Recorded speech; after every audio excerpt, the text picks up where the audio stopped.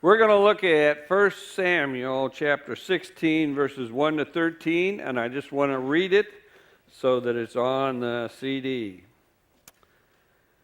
The Lord said to Samuel, "How long will you grieve over Saul, seeing I have rejected him from being king over Israel?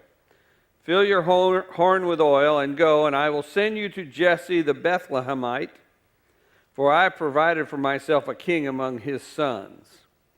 And Samuel said, "How can I go? If Saul hears it, he will kill me." And the Lord said, "Take a heifer with you and say, I have come to sacrifice to the Lord. And invite Jesse to the sacrifice, and I will show you what you shall do, and you shall anoint for me him whom I name to you." Samuel did what the Lord commanded and came to Bethlehem. The elders of the city came to meet him, trembling, and said, "Do you come peaceably?" And he said, "Peaceably, I have come to sacrifice to the Lord. Consecrate yourselves and come with me to the sacrifice." And he consecrated Jesse and his sons and invited them to the sacrifice. When they came, he looked on Eliab and thought, "Surely the Lord's anointed is before him." But the Lord said to Samuel, "Do not look on his appearance or on the height of his stature, because I have rejected him. For the Lord sees not as man sees. Man looks upon the outward appearance, but the Lord looks on the heart." Then Jesse called Abinadab and made him pass before Samuel, and he said, "Neither has the Lord chosen this one." Then Jesse made Shammah pass by, and he said, "Neither has the Lord chosen this one." And Jesse made 7 of his sons pass before Samuel. And Samuel said to Jesse, "The Lord has not chosen these." And Samuel said to Jesse, Are all your sons here?" And he said, "There remains yet the youngest, but behold, he is keeping the sheep." Samuel said to Jesse, "Send and fetch him, for we will not sit down till he comes here." And he sent and brought him in. Now he was ruddy and had beautiful eyes and was handsome.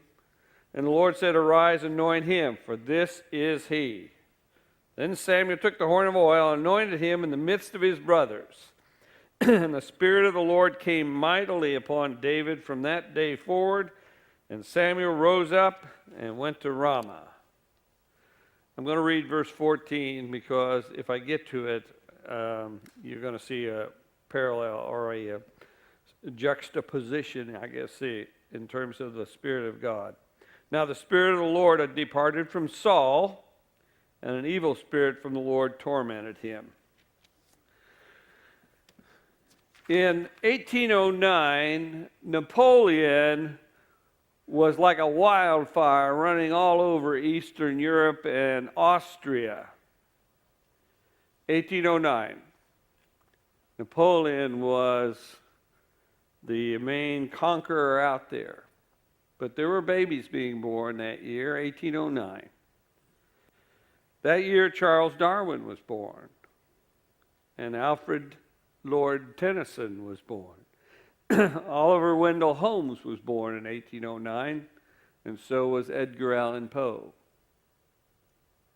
You know, in your history and my history, there's usually more going on than meets the eye. I tell the story about the little Johnny and the bees, and he was fascinated by the honeybees working the flowers, and so in the spring, he would get into his father's stash of tobacco, Prince Albert, in a can, and he emptied Prince Albert out and took the can with him, and he would capture the bees on the way to school, and by the time he got there, he had a half dozen of them. He sits down in the back of this class, and sometime in the morning, the can opens up on little Johnny, and he's back there going, "Oh, golly!"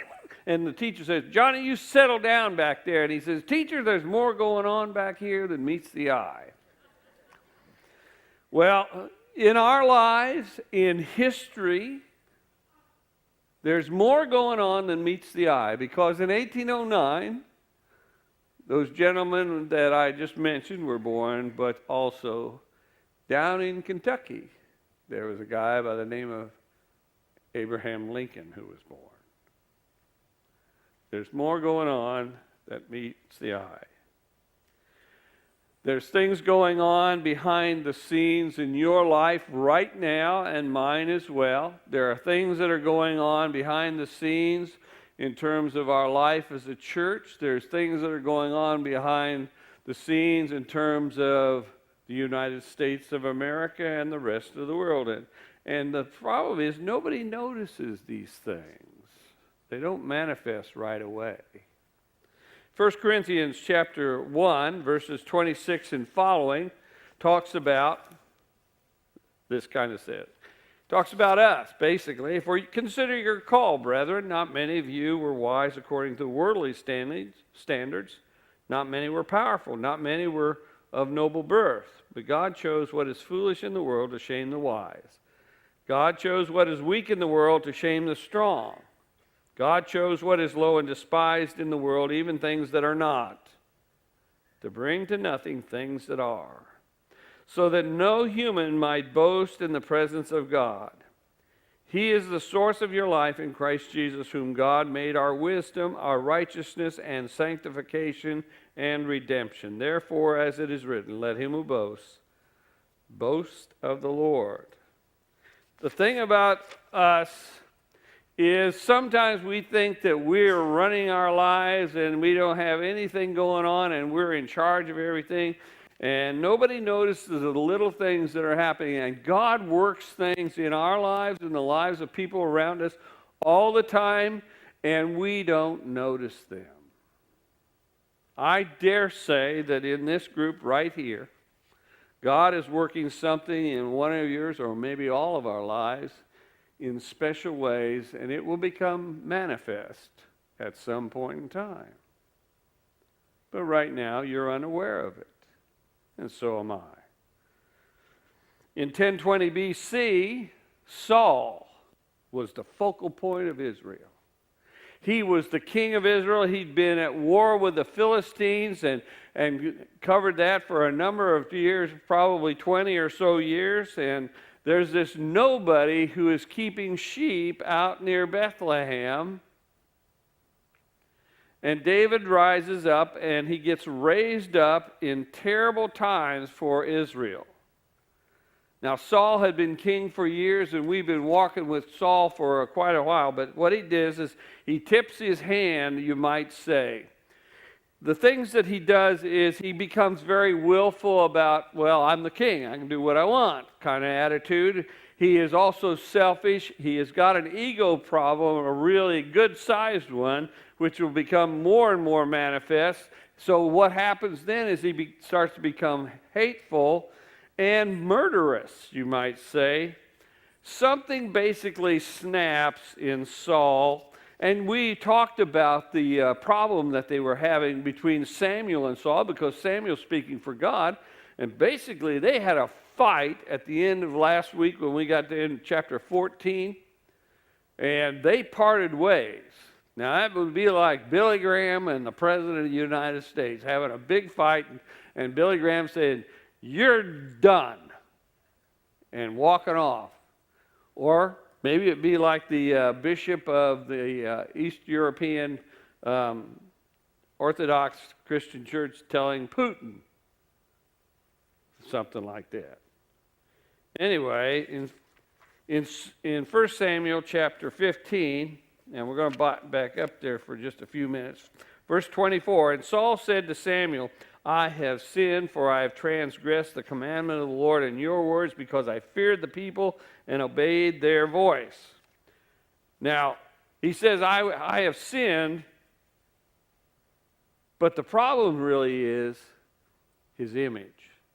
He is really concerned about his image. And as we watch all these politics and stuff, I mean, we got prime examples of this going on all the time. It's all about image. It's what we see on the outside. It's the appearance that they give it. And Saul's question was, his concern was his image, not his sin, but his image. In verse 26 here, and Samuel said to Saul, I will not return with you, for you have rejected the word of the Lord, and the Lord has rejected you from being king over Israel. Man, he just basically tells him, he says, you're done as the leader of this nation.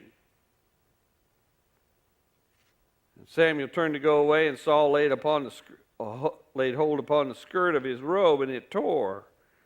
And Samuel says, exactly what is happening here. God is tearing the kingdom away from you.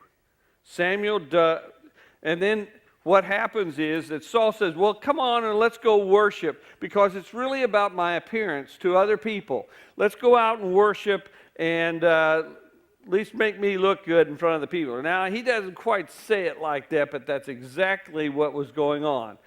So Samuel in verse 31 says he turned back after Saul, and Saul worshiped the Lord. It was all appearance. It was not about repentance. It was not about the sin that he had committed.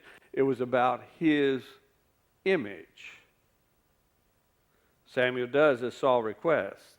He doesn't humiliate him at that point, but he does go his own way. And you have to remember who Samuel is, because we did a study on Samuel. Samuel is the man who is chosen by God to be prophet and judge of Israel. And he's still there, and he's been doing it probably for 40 years or more in terms of this. He doesn't humiliate him, but he tells him straight up, he says, you have forsaken your kingdom here, and God is going to take it away. Now, I want to talk a little bit about God's judgment tonight, because Saul is really about his image, not about repentance. How does God's judgment work in terms of how does he do it? I think there's a lot of misinformation when it comes to God's judgment on things.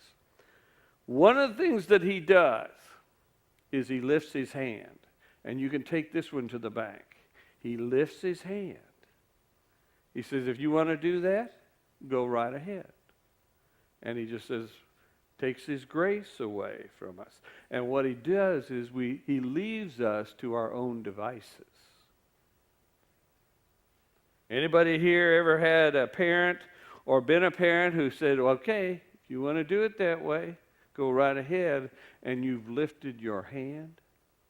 Anybody ever had a job where you were responsible for a lot of stuff and you get fed up with it and your spirit gets grieved in some form or fashion, and you just basically say, well, you can do it your way, and I'm not going to help you? Will you lift your hand from a circumstance or a situation? Well, that's one way that God's judgment comes down. He lifts his hand. In fact, I didn't have it in here, but I think it's Romans chapter 1. People wonder, it's chapter 1, verse 18. People think they can get away with murder, literally, and not be brought to judgment at some point. In Romans chapter 1, verse 18, Paul's writing, he says, here's how God's wrath was revealed. For the wrath of God is revealed from heaven against all ungodliness and wickedness of men who by their wickedness suppress the truth. For what can be known about God is plain to them, because God has shown it to them ever since the creation of the world. His invisible nature, namely his eternal power and deity, has been clearly perceived in the things that have been made. So they are without excuse. For although they knew God, they did not honor him as God or give thanks to him. But they became futile in their own thinking, and their senseless mind were darkened. Claiming to be wise, they became fools. And they exchanged the glory of immortal God for images resembling mortal man or birds or animals or reptiles. Therefore, God gave them up. In other words, he said, if that's the way you want to be, I'll lift my hand. And if you read this stuff, he says, this country, by the way, have you noticed that we have Christmas already? Have you noticed what the country is doing as a whole? And this is generally speaking, it's not just the government, it is all of us, is that we no longer give thanks in this country at the end of November because we got to be too busy selling stuff to people for Christmas that they don't need. And so Christmas has become the cultural thing to do, and it's almost sickening, but there is no Thanksgiving anymore. We bypass it. They knew they did not honor him or give him thanks. They became futile in their own thinking. And over a period of time, God said, well, okay, that's the way you're going to be. so be it. And that's how God works. That's one of his judgments. He leaves us to our own devices. And I'll tell you what, if you want to know what hell is like, just try and doing it without God's help. In John 3:16, which is another one, we know this one, don't we? We see it behind the infield or behind the catcher. For God so loved the world, come with me.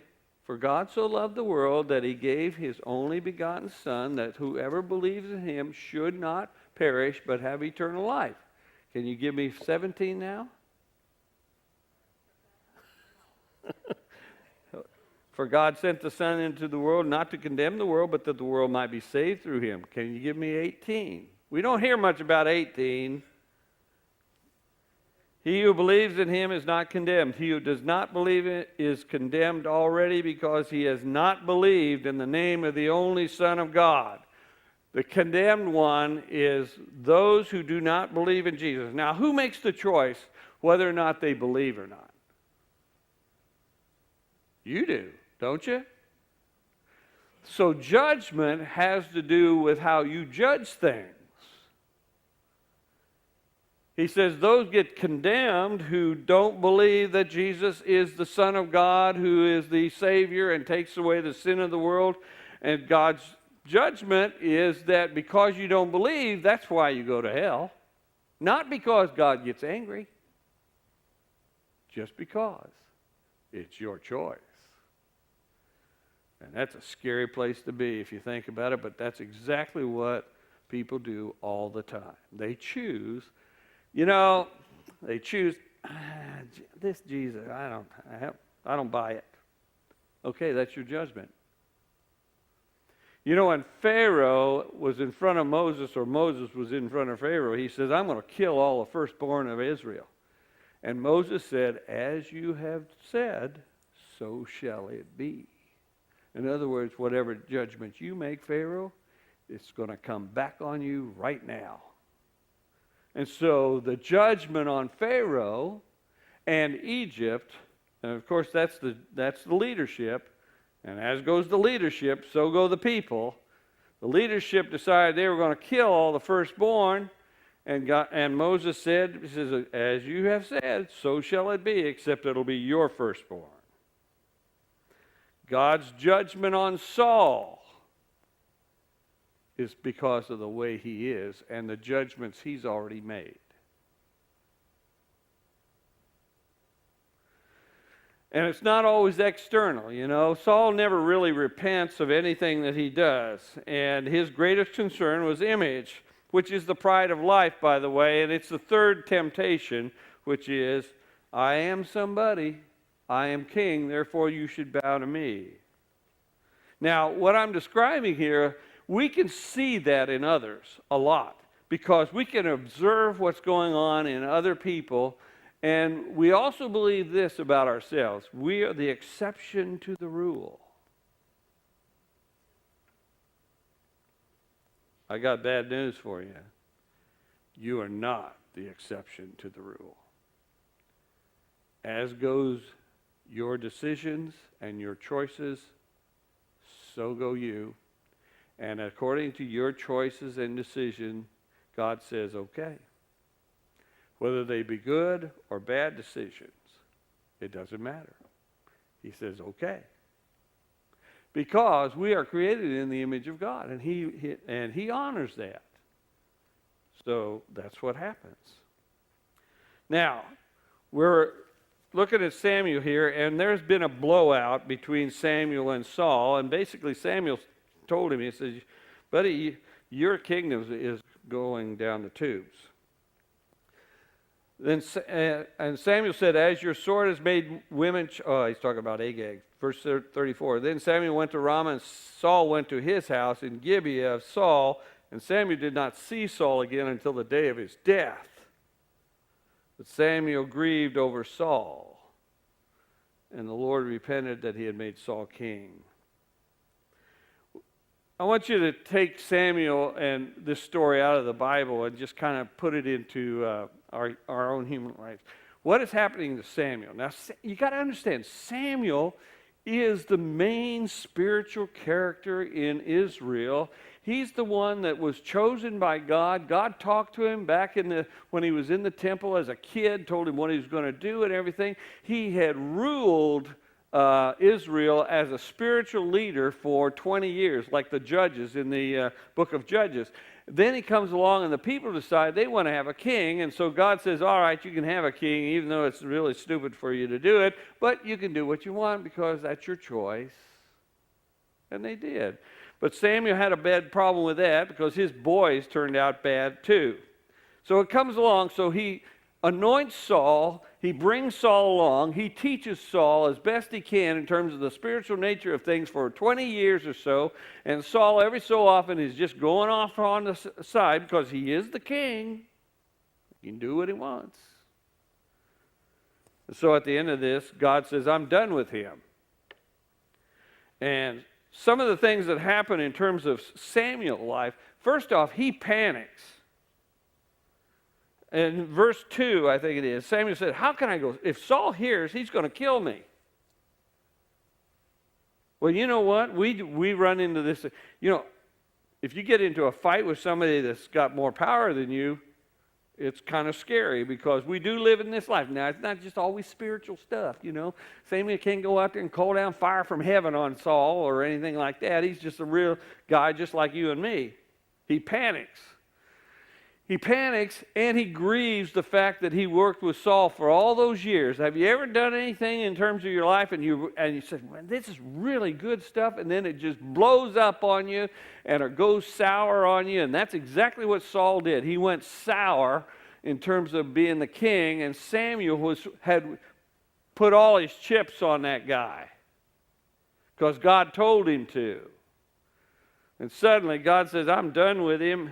And he's at the end of his rope because now he's on the outs from the government.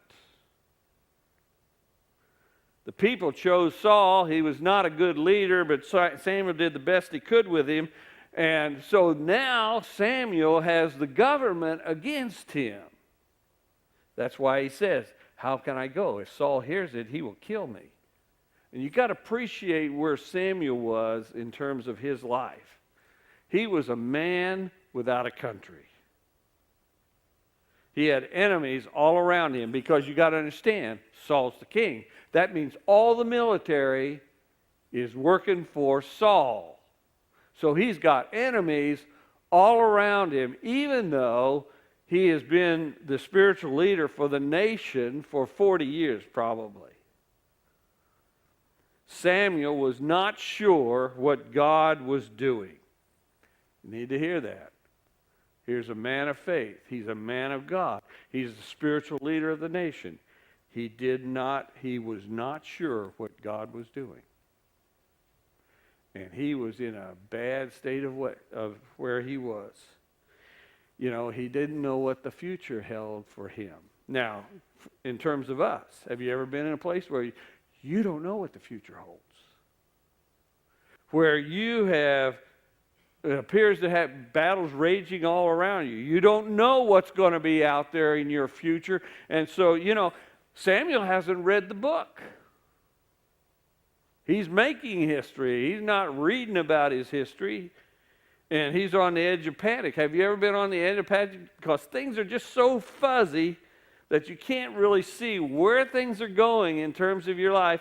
And well, it's kind of like that fog we've had in the last couple of days around here. You can't see anything. Not very far in front of you. I want you to also understand this. Samuel is in a mess. Saul is, well, if you're the king and the head spiritual guy says, you're bad. If somebody tells you you're bad, guess what you're going to want to do? It's off with his head.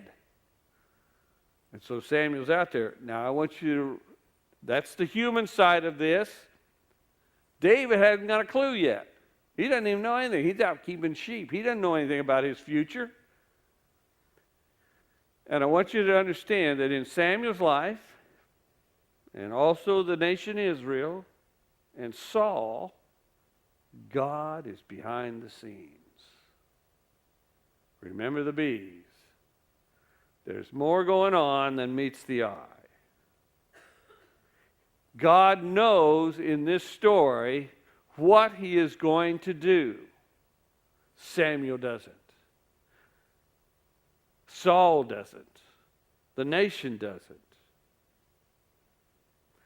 Now the problem is the same one that Samuel was experiencing, because he's very human. He says it's a moment of faith for Samuel, because he says, am I going to count on God or not? Am I going to trust him or not? And it's one of those questions that all the time God is asking of us. Do you trust me? Well, do you? Do you trust me? And Samuel is going to have to be, he's asking himself that question. Do I trust God in this? I mean, I know that the government is out to kill me. And if they catch me in a back alley, buddy, I'm dead. I want you to think about this, because I want you to be aware of the mystery behind your life. Every last one of us. We're all kings and queens. We can all be nobodies who God raises up to be the king of our stories. But we can also be like Samuel was in this story. We could be like Saul and be unrepentant about our own sins. We could be like David, who hasn't got a clue what's going on. But our problem is, and it's always come down to this, do you trust me? So I want you to be aware of the mystery behind your life. There's more going on in your life than meets the eye. Now, I don't know all your circumstances and situations out here, but I do know this. With this many people, you got them. Circumstances and situations right now. I know it. I don't even have to define it. Chapter 15, verse 35, and Samuel did not see Saul again until the day of his death, but Samuel grieved over Saul. He was at a loss here. See that not only is Samuel panicked about this, he has the loss of the leadership that goes with this. He gives up his leadership. Samuel says, because of the sin of the king, and I want to think about how Samuel is thinking in terms of his own life. At this point, he says, God, I put all this stuff into this guy. And what does he do? But he goes against God. And he frets, and he fumes, and he weeps, and he grieves, because there's nothing there. And it appears to him that God doesn't give a rat's about him. He doesn't seem to be involved in this. Now, I think these are the kinds of thoughts that are going through Samuel's mind at this point in time, and I guarantee you, if you've ever been in these kinds of situations, those are the thoughts that are going through your mind as well, and I know this stuff is there. And Samuel hasn't read the rest of the story, neither have you, about your life. Principle. This is a principle, and I give you this as a truth, even though there are times when it does not appear that that's what's going on. God does not fail when man does. God does not fail when man does. Man, you, me, changes, but God does not change. That's the old saying, if you feel far away from God, guess who moved? In this story, and we need to understand it about our own lives, God does not fail here. And the second thing is, God knows what he is going to do. You know, God's not up there going, oh my God, what am I going to do about this whole situation here? I got a bunch of people here. I don't know what to do. God, he knows what he's going to do. Isaiah 65, verse 24.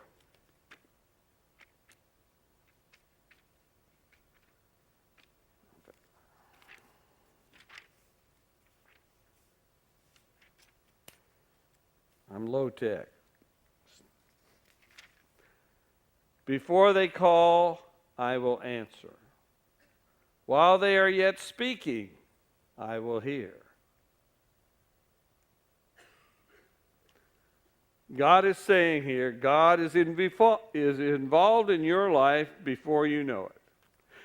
God is involved in all the circumstances and the situations of your life before you even know it. Now, God says to Samuel, basically, he zeroes in on Bethlehem. And he zeroes in on the family of Jesse, who is a Bethlehemite. In 1809, Napoleon was tearing up Eastern Europe.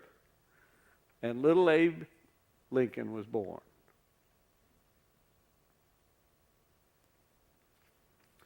Little personal witness here. Back in 1979, I attended the Upper Room Cursillo number 5, and I sat at the table of Paul in September. I had no idea what God was going to do by using me. I had no idea. All I did was go to a weekend. Like some of you have recently gone to a great banquet. It's very similar. I didn't have a clue what he was going to do with me. It was a good weekend for me. I found out a few things. I found out that I was doing some things right, and the main thing that I needed to do was just to get out of the way and let God do it. But I didn't know. And then after that, I said, this works. I want my people in my church to go to this thing. So I started sending people. And I started a movement. And I did that. And all I really wanted to do was help deepen the spiritual nature of the people that I was responsible for as shepherd in the church down in Kentucky that I had. Little did I know what was in there, but there was fire in my belly to do that kind of stuff. But I didn't know. I didn't know what was going to happen 15 years down the road. I didn't know what was going to happen. I didn't know I was going to come back to Decatur because I missed the smell. I didn't know that. You see, God is behind a lot of things in our lives, but we don't know it. But we should at least acknowledge it. Because he is.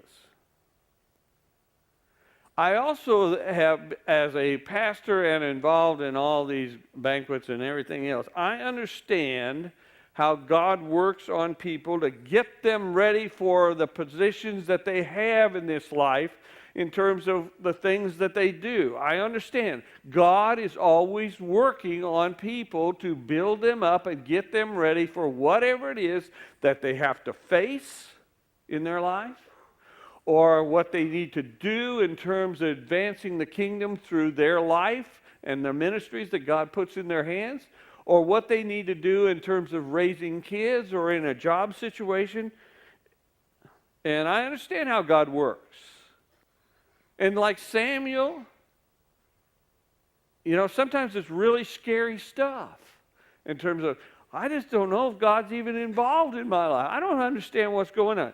And what I'm telling you is everybody here would probably nod and say, yeah, I can buy into that. It's really good, except when it applies to me.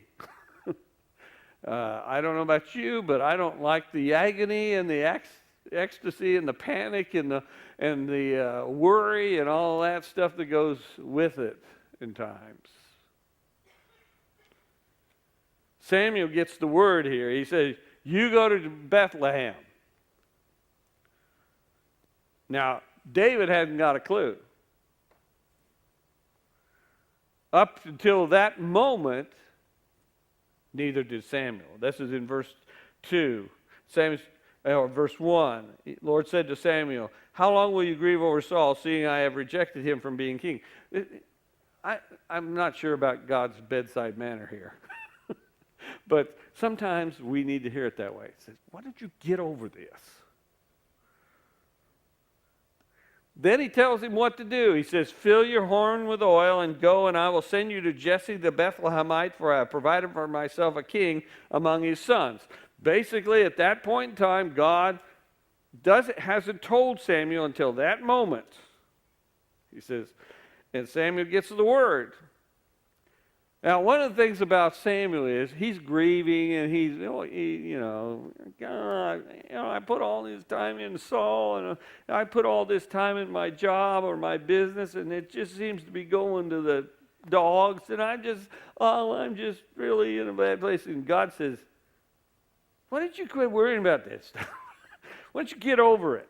That's what he said. That's what he says to Samuel. He said, get over it. And he says, I got another job for you.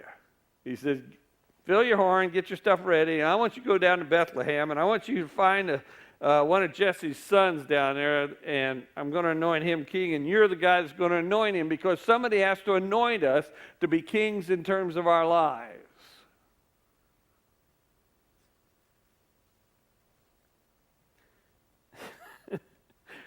There's a part of me that says, the unwritten words that are in here in verse 1, how long are you going to grieve over this, Saul?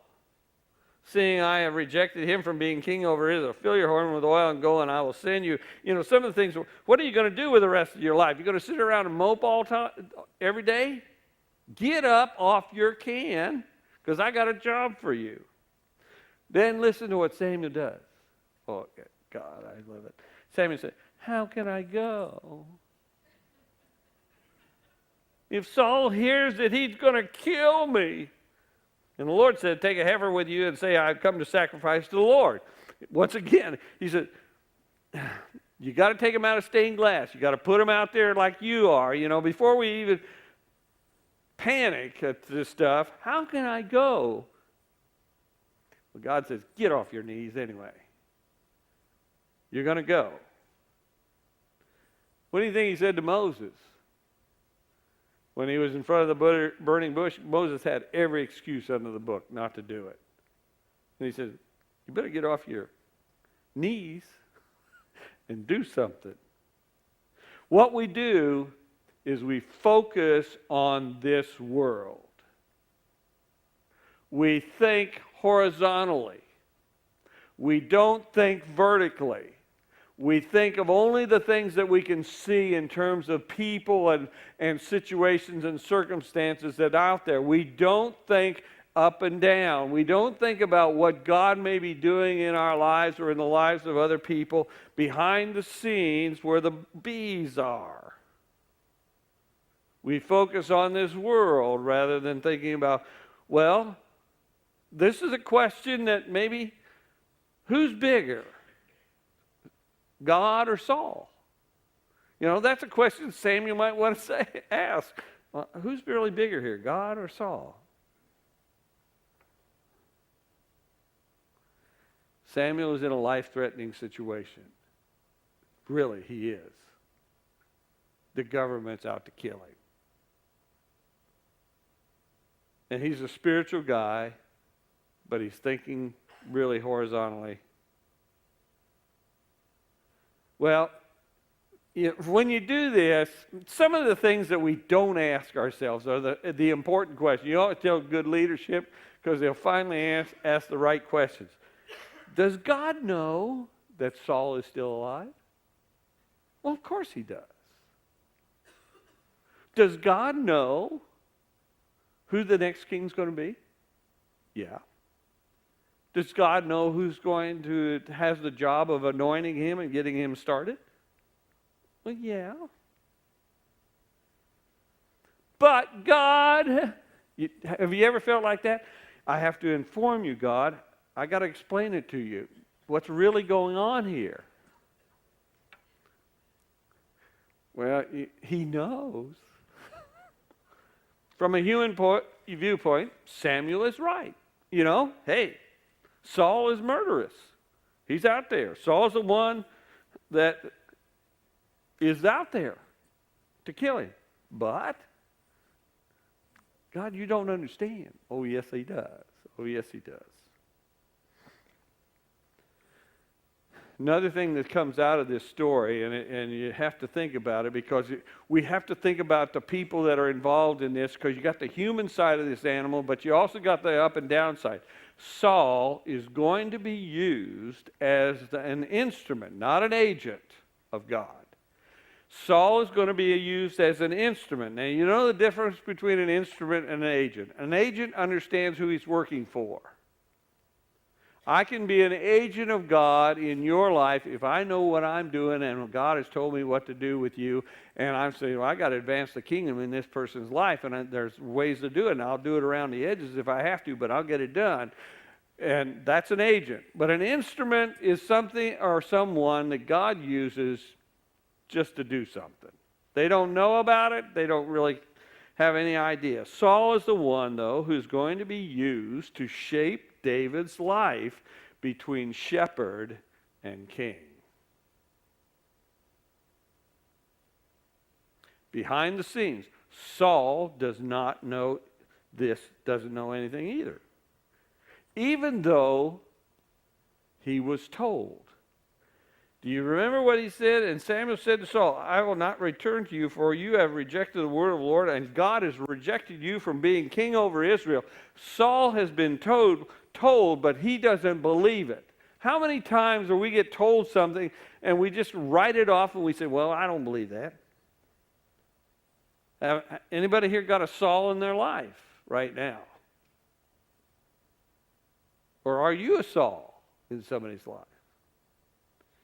Saul is a person, or it could be a circumstance or situation too, that God uses to irritate and rub and file and scrape and beat on you. Oh God, I thought he was a God of grace. I don't know. I don't understand all this. Why is he going to do that stuff? Somebody God uses to irritate you to no end, to rub on you and file and scrape on you and beat on you just to get you into shape where you need to be when he's really going to put you to work. If you do have this, God knows you have a Saul in your life. By the way, he knows that. You know, I deal with people who go through divorces in their minds and their hearts. And a lot of people don't think that the divorce is final, even though the court has said it is, because it's not final in here. But one of the things that I know about divorce is that sometimes God uses that to rub on you and file on you and scrape and beat on you in order to get you ready for something else. You have a Saul in your life, basically. It might not actually be the person, it may be the situation. It's part of the plan. God uses sin and sinners to shape us at times. We may not like that, but that is the truth. You notice what it is. God doesn't even answer Samuel here. He said, how can I go? Saul, he's going to kill me. And the Lord said, take a heifer with you. He doesn't answer the question. He says, I'll show you what to do. You don't even have to be smart about this, Samuel. All you have to do is be obedient. By the way, he tells him to take that heifer and sacrifice and go to Bethlehem. This is hiding the real reason he's going. He is actually going to go down there and have a big worship service with that cow. Okay? But that's not the real reason he's going. He's going to anoint a new king. I don't know, what do you call this? Sleight of hand? Basically, that's what he's doing here. It's like a magic trick. It's a miracle trick, you might say, that God is doing. He says, here's what you do. You take a heifer with you, and you say, I'm going to go down there and worship the Lord, and you invited Jesse to the sacrifice, and I will show you what you shall do, and you shall anoint for me him whom I name to you. In other words, he tells him what to do, and he says, enough of this whining stuff. Just get off your tail and get down there and do that. Now, the key here is obedience.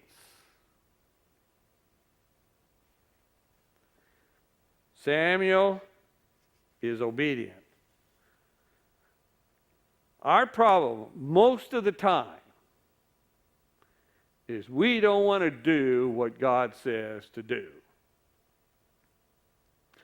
we outwit God on a human level. It's what we do. We go around the edges on it. We don't want to be obedient in this area. By God, I don't want to be obedient in there. So we try to outwit God. We go around the edges on it. But Samuel does something here that is very important.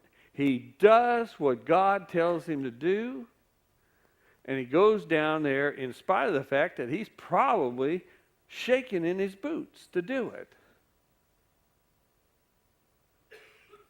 God knows what's going to happen, and he tells Samuel what he's going to do. He says, I want you to go to Bethlehem, and you're going to do some sleight of hand here, and you're going to say you're going down there for worship, which is true. You're going down there to worship, but what I'm going to do is I'm going to have you anoint the next king here for Israel, and God knows this, and he tells Samuel. He doesn't tell him who it is. He says, I'm going to point him out to you. God is working behind the scenes, and that is the important thing that all of us need to understand. God is behind the scenes in your life and my life, and David doesn't know, he hasn't got a clue. He doesn't know anything about Saul or Samuel or God's involvement. Not a thing. David is out there in the fields taking care of sheep. He's doing his job. The sun comes up the same every morning. He's out there doing his job. And suddenly there's a change in his life that takes place. Now, David's asset is the fact that he's a man after God's own heart. And we hear where in the Scripture, that's what he says. He's a man after God's own heart. So David gets up like any other morning. He goes out taking care of the sheep. But today, he becomes aware of his destiny. This can happen with us, where God has things in store for us. And someone, tomorrow, maybe next week, maybe next year, it becomes manifest to us. It is pointed out to us. And our job is to obey. He knows where he is king to us. Verse 4, Samuel did what the Lord commanded. That's obedience. And he came to Bethlehem. The elders of the city came to meet him trembling and said, do you come peaceably? And he said peaceably, I have come to sacrifice to the Lord. Consecrate yourselves and come with me to the sacrifice. And he consecrated Jesse and his sons and invited them to the sacrifice. Now, Samuel obeys. God does. He does what God says to do. Samuel says here, you need to understand, take them out of the stained glass. Put them in real life here. He says, Samuel says, I come in peace. They don't know why he's there. They have heard about rebellion and the rift in government and church and state. That's what it amounts to, and that's what's going on. And so here he comes. He says, are you here to cause trouble or not? Are you to incite rebellion here? That's what they're asking. Are you coming in peace or not? And he says, yeah, I'm coming in peace. So I'm here to do a holy thing. And that's what we're here to do. So I'm going to have a worship service down in here, and we're going to get all the people together, and that's what I'm doing here. I'm doing the holy thing. Jesse hasn't got a clue either. Samuel doesn't know which son. The sons don't have a clue either what's going on. All this is happening, and it's behind the scenes. It's the stuff that God is working in their lives at that time. The main thing that we can learn from this is the way God works with us as well, and the people in our lives. I mean, David gets up that morning to take care of sheep. That's all he knows. Verse 6. How am I doing? When they came, he looked on Eliab and thought, surely the God's anointed is before him. Samuel thought, hey man, he's big and strong like an ox here. He's practical. I think it's kind of like single people in groups. I can see some of you girls, surely this is the Lord's anointed. I want him. It's usually based upon appearance. And I won't even talk to you about us men because all we see is appearance. Yeah, some of us get lucky and the gal we get actually has some character to her as well. That's a good thing, But, it's amazing how wrong we can be at times. So that's the other thing about this. But because what are we looking at? We're looking at on appearances. And Eliab comes out there, man, he's an ox. I bet you that's got to be him. Well, we found out later, actually, that Eliab's kind of petty and negative and condescending. And he works out of his own flesh thinking rather than being a man of the Spirit. When we men go looking for a wife, what do we look for? Appearance, don't we? That's because we don't want to move. No. Really, what are we looking for? A good-looking woman in a real short skirt who's got money. Something like that. That's the way it goes. I don't know. It's very similar. All I can say is that most of us better hope the inside matches the outside. That's all I got to say. Another thing, pulpit committees, pulpit nominating committees. Now, I haven't done a lot of this, but when I was down in Kentucky, I was on the committee for ministry, and that's the committee that gets ministers and churches deal with that, and they're going through all that stuff and everything. And you know what I've noticed over the years? Do you know what they look at? Churches do? They look at the externals. They want to know if the guy's got a doctor's degree or not. They want to know, if he knows what he's doing in terms of the pulpit.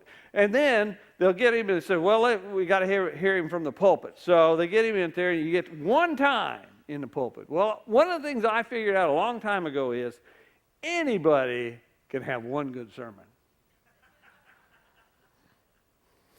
It really has to do with consistency over a longer period that really matters. But they get one time in the pulpit, and what are they looking at? They're looking at outward appearances, even though we say we're spiritual and we're Christian and we're doing all this.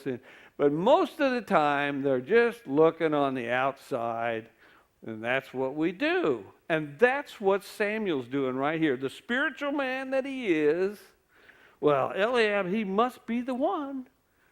And I would say this, if you're a pulpit nominating, you better ask the right questions. You better be looking for character more than anything else. Well, Samuel he's looking at the externals at first. Eliab, let me read on to you. Eliab said, that's not the one.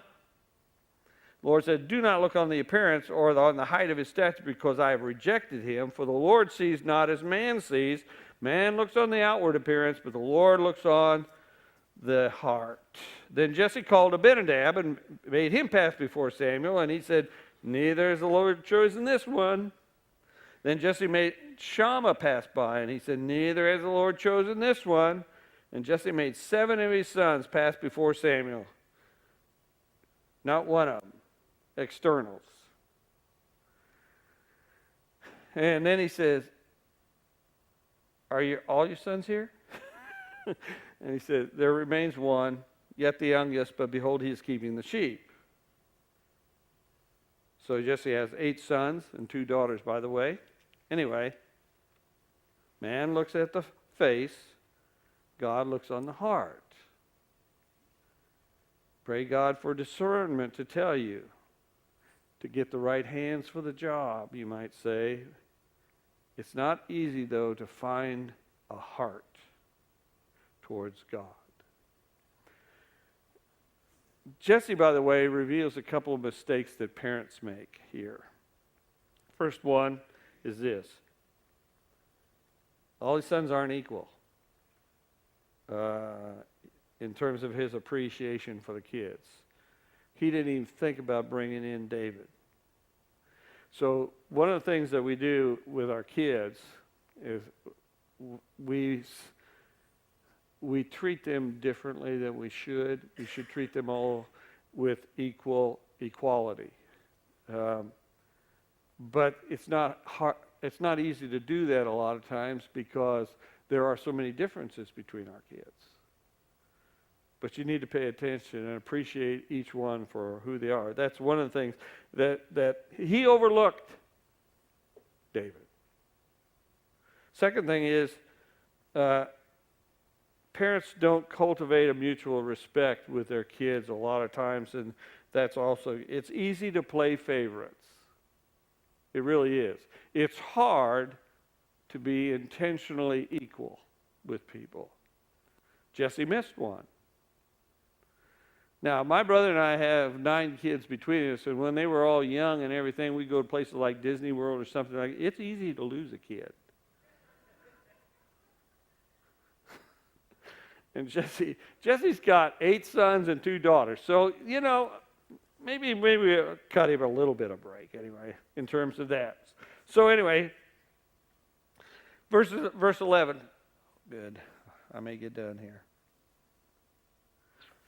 So, where are you? Verse 11. And Samuel said to Jesse, are all your sons here? And he said, there remains one, yet the youngest, but behold, he is keeping the sheep. And Samuel said to Jesse, send and fetch him, for we will not sit down till he comes here. And he sent and brought him in. Now he was ruddy and had beautiful eyes and was handsome. By the way, we look on appearance, don't we? That's the way we judge people. A lot of times we're looking on their appearance before, and we don't think about what might be underneath that. But by the way, he gets described here. He's ruddy and had beautiful eyes, and he was handsome. So his appearance was okay. And the Lord said, arise, anoint him, for this is he. And Samuel took the horn of oil and anointed him in the midst of his brothers. And the Spirit of the Lord came mightily upon David from that day forward. Now, David, you think about this. This religious dude shows up in your town, and he says he's a prophet or something else. And you may acknowledge it, but you live out in the boondocks there, and you don't think much about this stuff. This big religious dude for the nation shows up, and he comes in, and he has a worship service, and he's got your family up there, and they're all running by here, and he says, well, that's the one. So he anoints him with oil. What? Now, what do you think that was? Now, if it's David, he probably was, whoa, what's going on here? And it says that the Spirit came on him. But he does this. It's a guy that they don't know Samuel except from a distance. And the brothers are watching this. And this is the young one. This is, these kids are all probably grown except for David, who's probably 16. And this big religious dude shows up, and he anoints this kid. And what do you think that means there? God's ways are strange. You can take that one to the bank. God's ways are strange. All the other boys are around him when this happens. What do you do in a situation like that? Well, I think that most normal people, ordinary people who are probably not really spiritually attuned at all to life, just sort of say, well, that's a nice religious thing he just did, didn't he? And they go, ho-hum, and they go on. But you don't know when God is doing something really powerful, and you think it's just ho-hum. God's ways are strange. God's ways are strange. We're going to stop here, and we'll pick up after this as we go. Oh, let me give you 3 things. The 3 things that God's solutions for our situation, circumstances, are often strange and simple.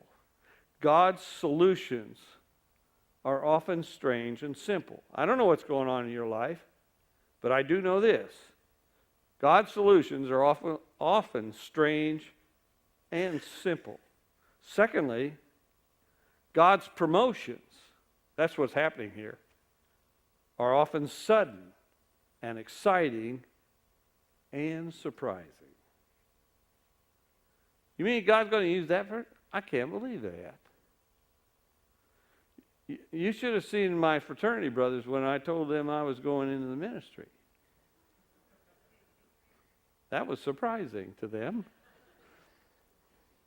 And you can ask Berta about it, because we were on a date, and I told her, and it was the first date we were on. She fell off the stoop. Well, it's true. Third thing is this: God's choices are sovereign, and they are sure.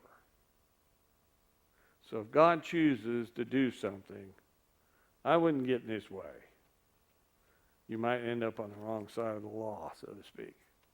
Okay, we'll end with that. Let's pray. We need help from a few of you to help set up the hotel over there for women's number 95. So we'll take all the help we can get. That's how they built the pyramids. Let's pray.